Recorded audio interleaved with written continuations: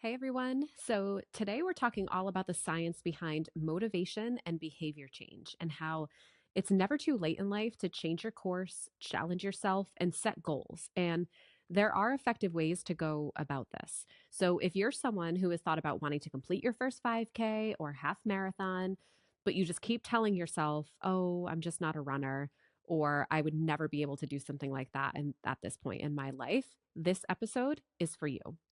Today, we're speaking with Adrienne Doherty. Adrienne, I met her a few years ago through Spartan Racing, and her story is so inspirational that I asked her to come on and talk a little bit about it. So, she grew up trying out every sport in the book before spending several years as a competitive cheerleader. After high school, however, she fell into a lifestyle focused more on late nights and unhealthy behaviors. Years of the same repetitive behaviors resulted in negative outcomes, just started to catch up. And on top of it all, she was diagnosed with premature ovarian failure in her 20s. It all started with a goal to complete an 8 week Beachbody program that then snowballed into the lifestyle she's living now. Integrating exercise into her routine, paired with learning portion control and healthy eating, was just the beginning. A friend had invited her and her now husband, Andy, to run their very first Spartan race, not knowing then what it would eventually lead to. That race led to more goals for not only completing, but eventually led her to compete in age group. And now she's an elite level racer. Each action led to another, with her then getting certified in personal training, completely leaving the bartending life to coach fitness, and eventually go back to school to then get her bachelor's of science in wellness management. Seeing family members suffer from their own chronic illnesses due to lifestyle choices has helped fuel her to help others find what she has found: a respect for herself, her health, and her overall well being. Choosing to challenge yourself to grow and test what you're capable of is something she values and wants to share with others. Running has given her the opportunity to set scary goals, celebrate the little wins along the way, and be better prepared to handle adversity and obstacles that will most definitely arise throughout life. She has since gone on to become certified nutrition coaching and started her own wellness coaching business, as well as a run coaching business with her husband. The goal with these businesses is to help people in similar situations that Adrienne was once in and help to guide them on their own journey. So take a listen to a great conversation about motivation and setting goals, no matter what stage you're in life.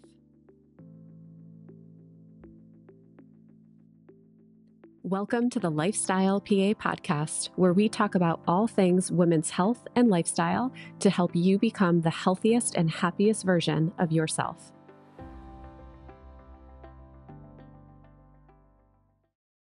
All right, Adrienne, I am so glad to have you on today. Thank you for your time. So, Yeah, why don't we just dive in? And I think your story is so inspirational for other people to hear. So, if you thank don't you. mind just kind of telling us a little bit about your background and kind of what got you to the point you are today.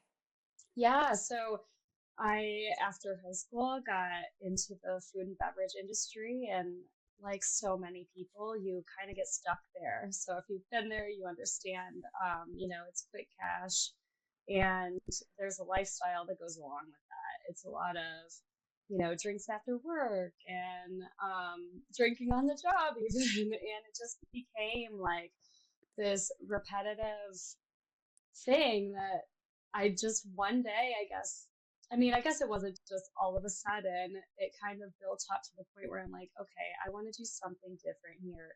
And I got into this like 4 day a week Beachbody program. And I was like, okay, that's just my first goal. And just the way that I felt going through it and like seeing myself transform, it's addicting.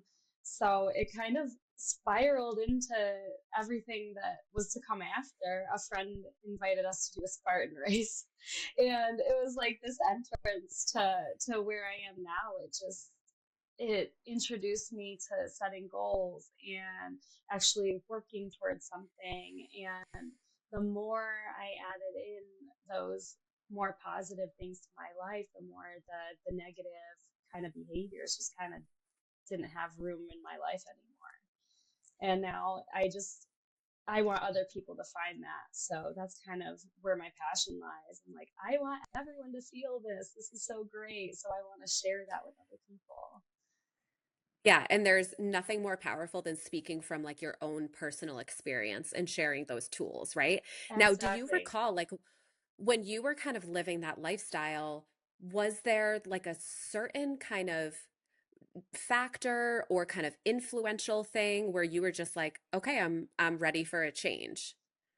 Um, I think it took me so long because, like so many people, change is terrifying because it means you have to make sacrifices and it means that, I mean, you're shifting out of your comfort zone. So I don't know that there was a particular moment where I shifted, but I had actually like signed up to be a Beachbody coach, even though I wasn't like living up to the standard of, you know, exercising and eating right and all that entails. But like I had already wanted to help people and I'm like, I need to try this for myself. And it was just like, time after time of feeling crappy after a night of drinking and just eating garbage. And I was like, I can do an 8-week program. That's fine. And so it was something that was manageable. And I think that's a huge part of goal setting is you have to do something that is, it sounds attainable and you can be like, yeah, I can do that easily. That's a huge part of it, right? And like my husband, who you know, Matt and I talk about this all the time, how like we get asked like, "Well, what motivates you?" Like and we're like, Yeah, "Is it motivation though? Is it consistency? Is it right. discipline?" Like it's never just one thing. Like it Exactly. all kind of ties into each other because what most people don't realize, like you were saying, it really has to be those, like you started off with an 8-week program, like totally reasonable amount of time. It wasn't super drastic because every time we not only set goals, when you set goals, you're activating that prefrontal cortex part of your brain, right? Hmm. And then when you achieve those small steps, small goals, like the day to day of showing up and just getting it done, that's what releases dopamine, that powerful neurotransmitter, which then over time literally creates this positive feedback loop of Hmm. being like, oh, that felt good. I can do this. Let's do more. And Right. that over time is what turns it into a sustainable change. Right. And then you're absolutely right. If we go about it the opposite way and we're like, I've never run, but I'm going to go like run a half marathon this weekend, right? And you fail, obviously, and it doesn't feel good. You're doing the same thing to your brain, but in a really negative way. So you're Yeah. kind of reteaching yourself, like, yeah, you can't do that, you know? Yeah. So I love that you kind of just took off with like a reasonable short-term goal and you slowly built on that. That's Yeah. great. And not to say that I haven't been that person to try like a fad diet. I mean, I was that person. I was like, more wanting to be skinny and just cutting out huge macronutrients and doing the whole low carb thing. Like I've done all that and I've seen like my weight goes up, my weight goes down, and like it's not sustainable. But it's not the big changes that you need to make. Like you said, it's those small, like manageable bite-sized pieces that you realize they make a huge difference over time. 100%. And, you know, it's not just the whole mentality of like, oh, if you want it bad enough, you'll make it happen. Like, Right. no, so much No. more Yeah. goes into motivation, you know? Exactly. Like it's Exactly. research, there's so many studies out there that have shown us like that alone isn't enough for success. Like you need a plan. Like Hmm. you need to be able to cultivate this growth mindset, develop the skills, learn how to manage a little bit of that like negative stress and emotional reaction, Hmm. which you know in our Spartan races we experience all the time. Like For half sure. of it is a mental game, right? Exactly. And you have to, yeah, you have to have those tools and support. So behavior change is hard. It's not like we're expecting women to like wake up and be like, yeah, I'm going to get after it and be super motivated today. Like it takes Mm-mm. planning, right? Right. I don't. I definitely don't wake up at 4:30 in the morning in my comfy bed with my snuggly dogs and be like, you know what sounds really good right now? Some Hillary beats. I definitely don't want to do that. I wouldn't say motivation is there. 100%. Yes, you're exactly right. Um, and so why don't you tell us a little bit about, because the amount of women I come across, and it can be women in their young 30s all the way to young 50s, and they'll like either see my Spartan pictures or see me training and just naturally get into a conversation, and they'll be like, "Oh, I've always wanted to run a race," or like, "Oh, I've always wanted to do a half marathon." And it's like, okay, so tell me what's stopping you. Like, what are Right. the constraints or the barriers? What have you tried? And they're just like, oh, I'm not a runner. Like, I could never do that at this point in my life. And we know like that's just not true. So Exactly. can you give us an idea of like, if there's a woman in her late 30s, 40s, 50s who wants to kind of take that challenge on and say, run their first 5K, in your opinion, like how much time do you think they'd need to prepare, and what would like a weekly schedule on average look like for them? I think a 5K is manageable for somebody who's new to running. That's something that can easily be done for somebody who's busy too. I think most importantly, just to for somebody who hasn't been running or maybe is brand new to it, we're not concerned with them, their PR or a time. It's just getting them to the finish line.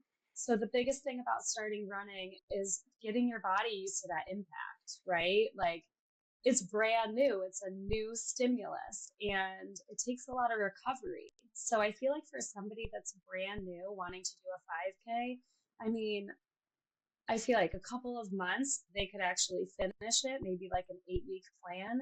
I would say they definitely need to do a lot of strength training because they have to have strong muscles, tendons, and ligaments that are bulletproof because they don't want to get hurt. Plyometrics as well in the gym is going to help them get used to impact, and just really focusing on building their endurance with slow, easy runs because everybody goes out and hammers out there and runs too hard and they're like, oh, it's so hard, I can't do this. And I'm like, you're probably pushing it too hard. You need to slow down so that you can kind of chill and enjoy it. But I think if they commit, 3 days a week to running and maybe another day of strength training, too, if they can commit another day, that would be enough to be able to get them through a 5K for sure. Yeah, that's awesome. Totally reasonable. And you're so right. That is such a hard mindset to retrain, right? Because Mm-hmm. similarly, like I've been active my whole life, but when I had set a goal, like I want to do XYZ in Spartan race, I invested in a coach because you need that support Yeah. depending on how, you know, your resources and things like that. Yeah. And I will never forget those first few months were physically and mentally Yes. painful for me because I just remember him telling me, like, no, you have to go slow. Like, no, Yep. keep your heart rate down. And I'm like, I am power walking at some Yep. points. And, And it's but you humbling. just, for sure. But it's shocking, right? Because like you trust the process. And like a year later, I'm second on the podium. Like, it's Exactly. all about getting your information, having that support, like seeking out help from a trusted professional and like Mm-hmm. to help guide you. Yes. Because you're right. If you go out and you're like, yeah, I can do this, let me run 3 days a week for 30 minutes, you're going to get injured, first Yes. of all, and then say goodbye to your goal for that year, right? Or you'll burn out because to your Mm-hmm. point, you'll be way too sore and you'll be like, this is hard and not at all enjoyable when it For can look sure. totally different. Yeah, definitely. Even for a beginner, I feel like it's extremely strategic. I think there's a lot of misconceptions about running being bad for your joints, but I think if you're guided and you do it right, it can be so beneficial in so many ways. Yes, and I appreciate you bringing that up so much because especially for women with hormonal changes, right? We to decrease the risk of osteoporosis, their running is amazing. Like you Yes. need that pounding on your bones. So if you do Mm-hmm. it right and you can prevent injury, absolutely it Mm-hmm. can be beneficial. For Yeah. sure. Yeah. And then, Adrienne, you had mentioned to me, I don't think you mind me sharing. I know that earlier, I think you were in your 20s, you were telling me you were diagnosed with premature ovarian failure. Is that Yes. right? Yeah. Yeah. So can you tell us a little bit more about that and like what it looked like for you Mhm. and kind of what you were experiencing and how you kind of managed all of those symptoms on your own? Yeah, well, so like you said, I was diagnosed in my 20s, but I actually started having symptoms when I was 18. I lost my period at 18, and after that, got on Google instead of going to the doctor. And it was actually the first thing that came up was premature ovarian failure. And in my young mind, I'm just like, okay, I shouldn't have gotten on the internet. This is worst case scenario. I don't know what it is. I actually did see a doctor at some point. I think it was a year or two later, and I was experiencing. I never got my period back. I was having hot flashes. I lost a lot of weight. My mood swings were crazy, um, and energy levels really low, typical menopausal symptoms. And I did see a doctor at one point, and he pretty much just told me, you're going to be fine. Like, didn't do any blood tests or anything. So I just kind of went on with my life for a while, and I would be on birth control because that's the only way that I would actually get a period. And it wasn't until I was, I think, 24 that I went and saw a doctor and was diagnosed. And my options were pretty slim as far as what to do, because there's birth control for somebody who's pretty much under 40. And then there's estrogen replacement therapy, which may or may not ease my symptoms. So I've been on birth control, and it pretty much, does the trick. It gives my body the estrogen it needs, but it is scary because there's all this, scary research about the dangers of birth control and the side effects. And for somebody like me, there just really isn't another option except like what women take when they actually go through menopause. So, um, and especially being a runner as well, I just worry for my health. So it's just very unknown and very rare. So there's not a lot of clarity when it comes to it. So it kind of sucks. Yeah, and it drives me bananas that like you were so easily dismissed. Like again, the first time Yes. you went there, it was like, yeah, no, there's nothing to do. Like you want me just to live with this from like Yeah. 18 and on? Like Right. that's not right. And there's without getting too much into it, there's different forms of estrogen and different benefits and Hmm. contraindications, but we have all that information now, and like you would need to see a specialist because unfortunately, like most primary care physicians and even OBGYNs, they don't specialize in it. No. So it makes it really hard because naturally you're just trusting the first healthcare provider that you go to. So you're like, okay, if they say there's nothing to do, there's nothing to do. And Right. like there's no reason to suffer through life, right? So Yeah. good for you for kind of like advocating, getting another opinion, and just doing what you can and works for you. And Hmm. I remember you telling me that like strength training is huge for you because of For that, sure. right? For sure. Yeah. Like I said, every time I see my doctor and my OBGYN, I always have questions about it. I'm like, so, I want my calcium levels checked and my vitamin D levels, and making sure that I'm doing all I can to keep my bones strong because like my body is literally going through menopause, and it's just like it's confusing and scary, and I'm like, so am I going to be on birth control forever? Like, what do I do? So I do the best that I can. And that's a huge driver of why I do strength training and why I run and why I eat the way that I eat. So I just have to be like extra aware of all those things. Yeah, and I so appreciate you sharing that story. And I'm so Yeah. sorry that's a big struggle of yours. But I've gotten so many messages from women, whether they're somewhere in their late 20s, whether they're late 30s or 40s, shocked at like, oh, wait, I'm only 36, but this can be me. And it's like, Yeah. listen, like 20, 30 years ago, first of all, our moms just didn't talk about it because Mm-mm. A, that was our culture. And B, we didn't really have a lot of research and especially research on women up until Mm-hmm. like 5 years ago, kind of exploring all of this. So, yeah, I mean, to exactly what you went through is everyone has a different story and a different health journey, right? Yeah. So people can experience premature ovarian failure. They can have total hysterectomies, whether it's related to endometriosis, fibroids. They can be in surgically induced menopause. They can be in medically induced menopause because they're recovering from breast or ovarian cancer. Like Mm-hmm. there are so many reasons why women of varying ages can be having these symptoms and in perimenopause or menopause. So Right. it is far, far from black and white, which you've shown us, like to go Yeah. through it that young, you know? Mm-hmm. So thank you for sharing that. Yeah, of So, course. so now I ask you a few more like running questions because I love how you have these super reasonably priced programs available to you. Mm-hmm. Um, And so, can you talk a little bit more about kind of like what options you have and what's included in each? Yeah, absolutely. So that was a big thing in coming up with what we wanted to offer. So I run the business with my husband, Andy, and we wanted it to be kind of what the individual needs. So we didn't want to offer a product that included all these things. And they're like, well, I don't really want a monthly coaching call, or I can do strength training on my own.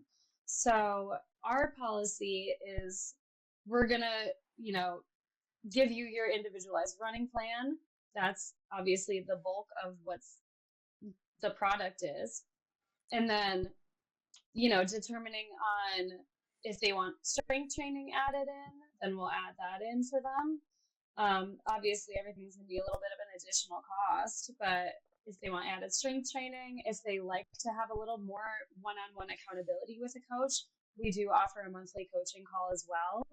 I also offer nutrition coaching. So, it's just based on the needs of the athlete. So it could vary from person to person, but everyone's getting the same access to the app, depending on whatever their goals are from 5K to ultra marathon.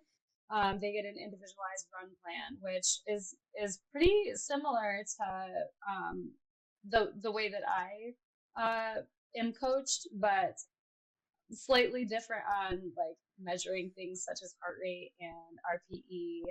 Um, we don't really focus on a lot of numbers. I think that Yeah. can get in your And I head. love that.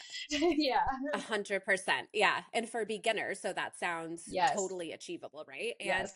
just because you brought up like heart rate and RPE, so for our listeners, RPE is perceived exertion, rate of Hmm. perceived exertion. So, like, if you're comfortably, you can dive more into this too, Adrienne, but Yeah. like an RPE of like 1 to 3 is like, oh, you're able to kind of like really comfortably hold a conversation where you're walking all the way up to like 8 to 10 is like you're doing your sprint work and you should barely Right. be able to get a word out, right? Yeah. And everyone's brain works a little bit differently. And it's funny because some clients, probably similar to yours, are more scientific and numbers based, and they're like, Yes. no, like I want to know what heart rate to reach for, which is great. And that's why it's great you individualize it because you can work with them both ways. Hmm. But RP, like doing that perceived exertion, I think is much more reasonable and attainable for people to start. Yeah, I agree. I like RPE because I think it allows you to get in tune with your body. And following heart rate definitely has its benefits, but so many people are going to get glued to that number instead of focusing on what they're doing in their run and how they feel and tuning into their body. They're going to be just glued to their watch. And I think that can have negative consequences too.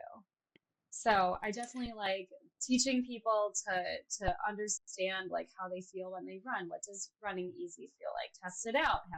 Try to say a sentence and see if you can get it out. And I feel like that's just a much more I like that for better for people that are just starting on a structured plan for sure.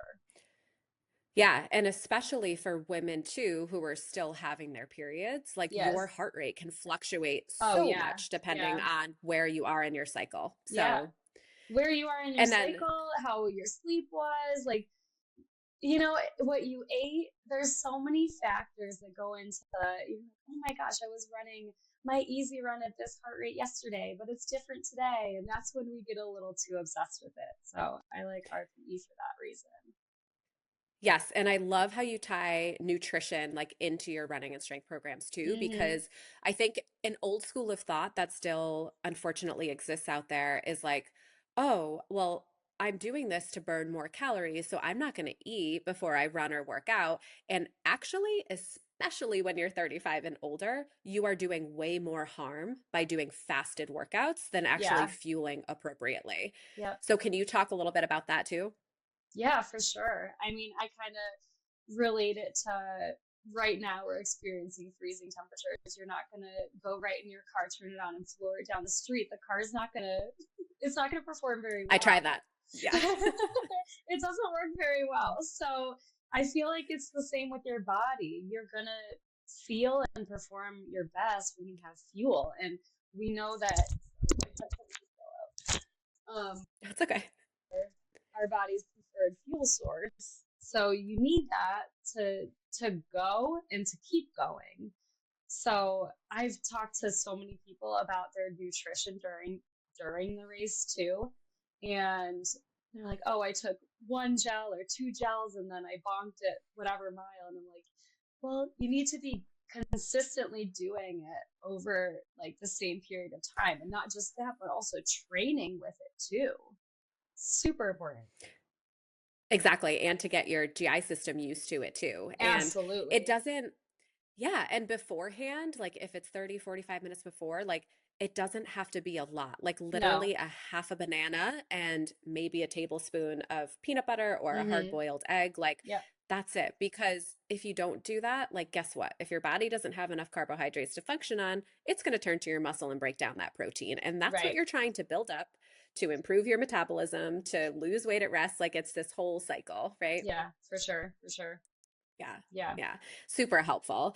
So tell me, so if like for those women who are listening and they're like, okay, I think I can, there is a 5K that I've been wanting to run. And like this is the perfect time frame because like spring, like end of spring, race season is coming, Oh yeah. right? Mm-hmm. So say they like started an 8-week program, they were running 3 days a week. What are some tips? Like what are some of your favorite road running sneakers right now for women? It depends. As I you am have a a collection of 20, I probably. know. I am a firm believer that it is so helpful to go to the local running store and get Yeah. your feet measured because everybody has different feet. So asking one person what their favorite shoe is and you buy that shoe, it might feel horrible to you.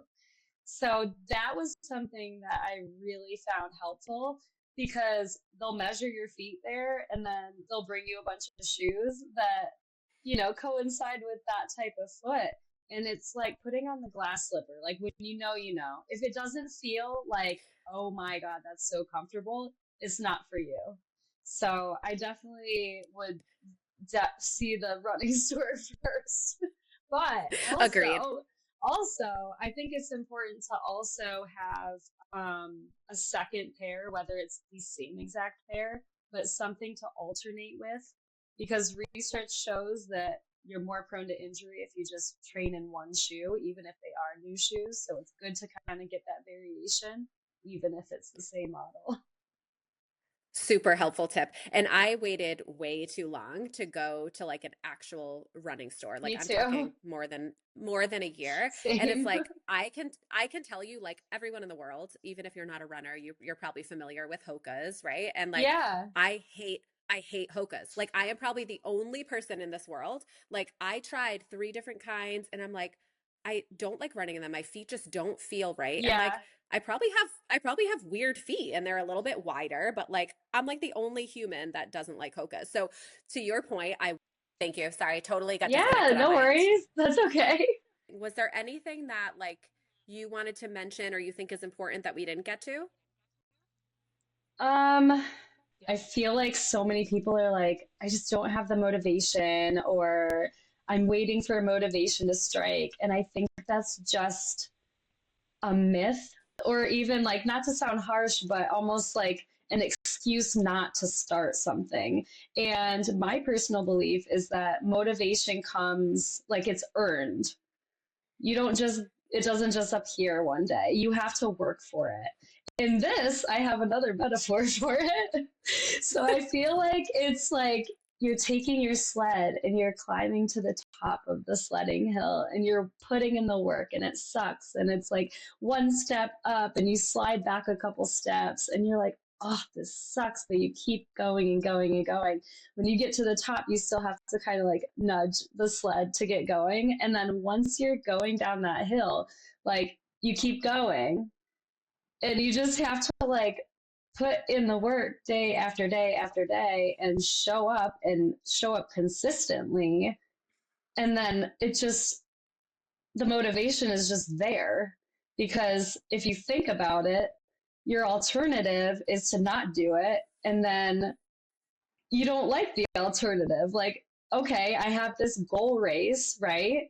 And I don't work out. I don't do well in the race. So it goes hand in hand. So you show up consistently and then you do well in the race. So I feel like it's like you've got to put in the hard work in what you don't want to do, and it's going to suck for a while, but then it just becomes second nature after you do it for so long. And that's where you get that motivation from, I think. Absolutely. And like I find the entire body fascinating, but the brain is amazing. Like neuroplasticity, like you are literally able to create new neural pathways over time. And It's that's what amazing. reinforces this. Yeah, like that positive Yeah. feedback loop we were talking about with the dopamine. It's the same principle as like, this is why I work on mindset so much in my program because it's the same principle as daily affirmations, for example. Like you feel so weird saying them out loud, but it helps to reinforce and create those pathways that you can literally rewire your brain to set you up for Yes. success. And Exactly. yep, and motivation, it works the same way. With that being said, just like everything else, it's super individualized. Like everyone has different Hmm. values, personality traits. Like what motivated your best friend to do a race or get in the best shape of their life, that might not work for you. Like Yep. you actually have to kind of sit down and figure out what you value, what your personal goals are, how would that change your Hmm. life in a meaningful way, and kind of approach it that way. Right. And definitely, I think setting your environment up to support your goals is important. Lay out your clothes the night before, like have things ready. Make it easy for you to get your goal done. I think that definitely helps. Like I have so many people tell me that they'll mention my willpower, and I'm like, I wasn't born with this willpower. I created the habits myself by doing one manageable thing at a time, setting my environment up for success, and doing that consistently over time. And that's what It's builds the change. It's so true. Like it's all of the hard work behind the scenes, right? Like I'm sure you've Hmm. seen those reels where it's titled like, "Oh, like you're so lucky." And then it's like the luck. Yes. And then you see Yes. the million things that they're actually working on. Like that's how it gets done. Like you have to set Right. aside time, you have to have the tools, the resources. Like I have so many of my clients like I will make them schedule things a week out. Yeah. Like I don't care if you do the same workout at 6 a.m. on a Tuesday, put it in your Hmm. calendar and, Yep. like set out your workout clothes the night before. Like whatever you can Hmm. do to make it easier, that's Yep. what over the course of, and we know that it takes, there are some studies that show 90 days for it to be a new behavior. And Hmm. there are some psychological studies on behavior change that show actually it's 6 months before you actually turn that action phase into maintenance. So I think a lot of us were just so quick. We let 2, 3 weeks go by and we're like, we're not seeing any improvement. I'm done. And it's like, Yes. no. Like You how haven't many given it years? time. Exactly. Exactly. Yeah, it Yeah. So definitely I love takes that. time.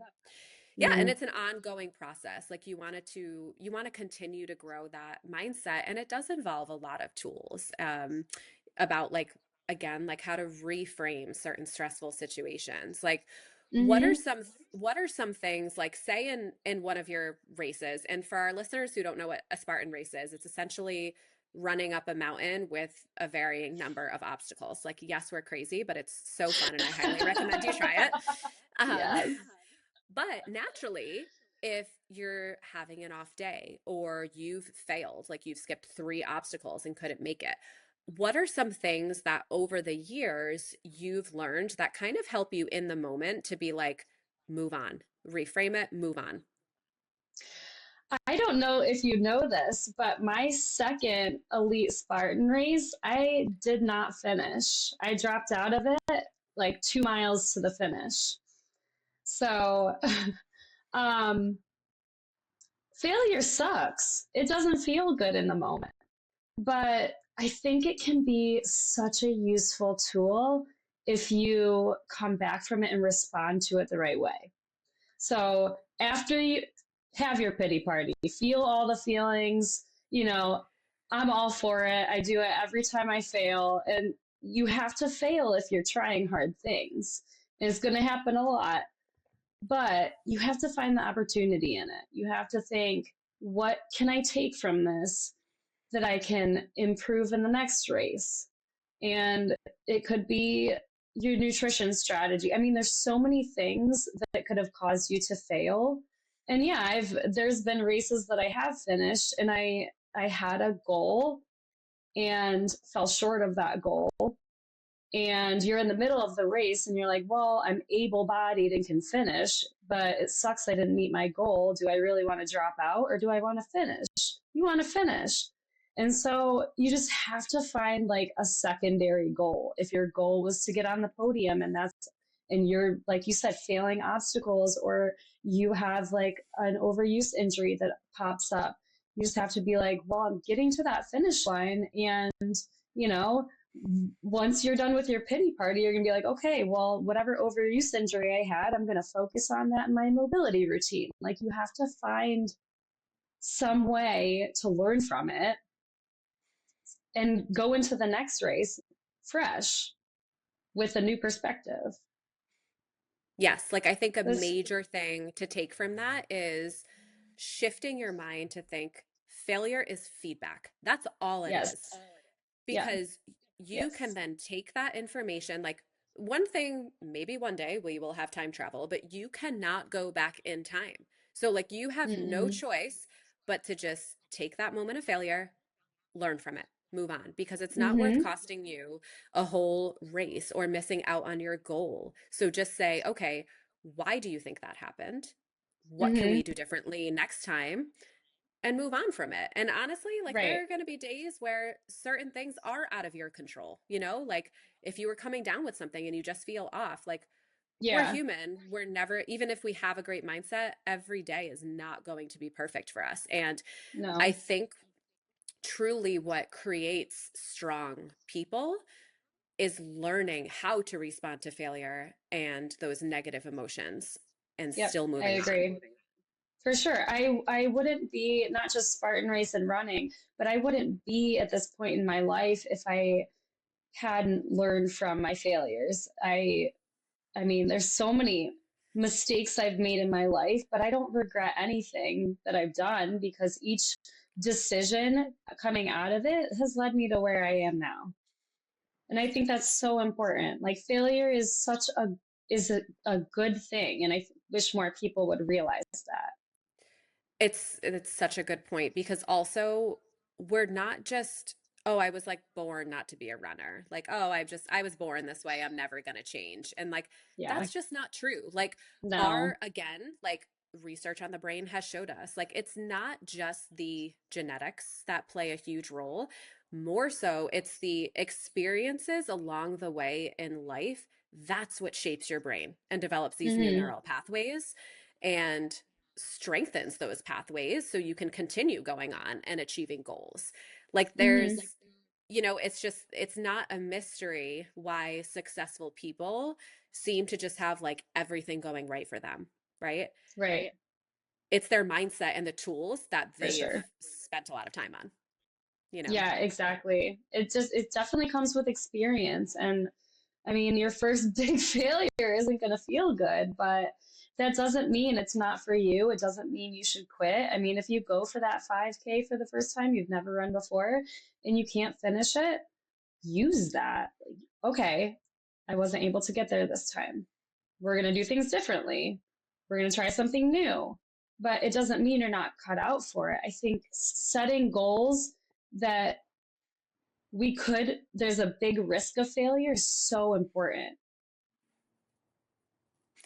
I agree. And I live by that as well because I always say, like, if you haven't failed or you're not really scared or super nervous about something, set your bar higher. Like you need to aim for Yeah, higher goals then because challenge your brain, like challenge yourself. There is actually a shocking study out there, not only just talking about like women in the workplace, but just quality of life in general, that women only reach throughout their life 60% of their potential.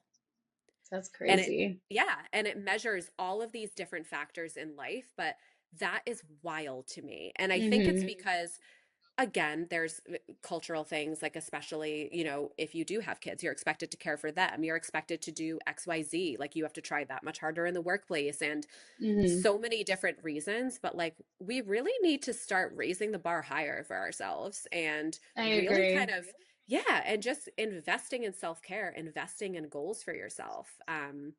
But yeah, that statistic shocked me. That is really shocking. And that's unfortunate.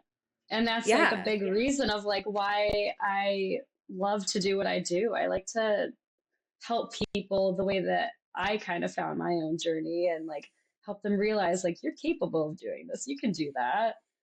Right. And to your point, so you probably remember this, but we flew out to Montana.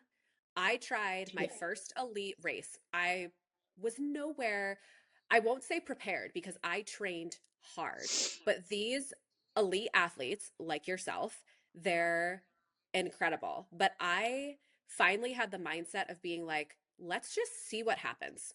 You know, Hmm. worst case scenario, I DNF, which is do not finish, and I learn from it, right? And that's exactly what happened. Like I happened to have like hypothermia and did not finish at like mile 12. I dropped out, but I was way behind the elite girls. But Hmm. that feeling, I will tell you, yes, I had a pity party. I went through all of the normal human emotions, but after like a few hours went by, I 1000% would have been more disappointed in myself if I hadn't even tried.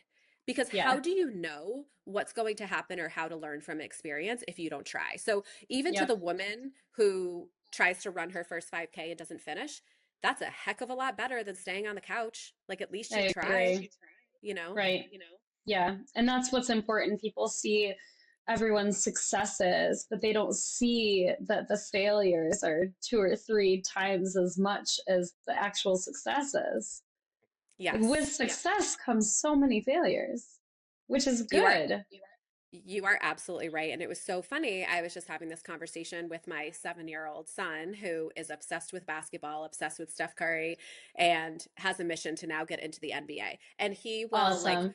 he'll miss a shot, and he'll get so frustrated. And it's like, whoa. So we looked up statistics on like Steph Curry, Tom Brady, literally any professional athlete that you can think of and their failure rates and their stories. Like, if anyone is interested in this, and especially if you have young kids who are into sports, it is fascinating and so incredibly motivating. Like, you see these professional athletes perform, and you're like, wow, they are so gifted. And it's like, wow, they worked so incredibly hard to get there, And I think a That's lot of funny. people don't see that. No, it's all the stuff behind the scenes. I think I actually read, I'm pretty sure it was Steph Curry that, I don't know if he still does it, but I read somewhere that he will stay after practice and he will, what a swish is, like where I think that's what it's called, where they like Yeah. shoot the ball and it goes through without hitting the rim. Well, Yep. he had to do like a certain number of them in a row or he wouldn't leave. And he was there for like hours. So, I Yep. mean, that's like what goes on behind the scenes. He's there, like challenging himself and failing over and over and over, but he's keeping at it. And I think that's what people don't see. 100%. And he's like on the shorter side. So many Yeah. colleges turned him down and they were like pretty much laughed at him and was like, there's no way you're getting into the NBA. Like it's Mm, fascinating. So yeah, just kind of have that in the back of your mind. Like you can always overcome challenges if you're willing to put in the work, I you know? agree. I agree for sure. Yeah. Yep. Yeah, I love it. So I can't thank you enough for coming on today and sharing so many inspirational stories, like from your personal health to your journey, just getting to where you are. It's truly incredible. And I am just so glad I met you a few years ago at a Spartan race. Yeah, Um, likewise. so thank you so much for your time. And Of what course. I'll do is I will post your contact information and the links in case anyone is interested for that running strength program, especially Yep. if you're just starting out, would highly recommend. So I will put that in the episode notes. And then please reach out to us if you guys have any questions. And I hope you all have a great rest of the week. Thanks, Beth.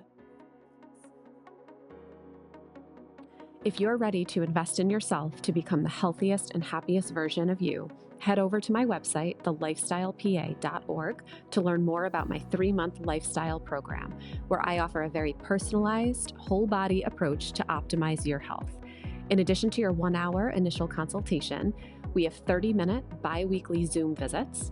You receive my 45-page lifestyle handbook, lab work interpretation, unlimited communication and support through a secure messaging platform, 3 months of meal plans tailored to your needs, and guidance on mastering the 6 pillars of lifelong health: nutrition, movement, sleep, stress management, positive psychology, and social connections. I can't wait to connect with you and help you to truly optimize your health once and for all.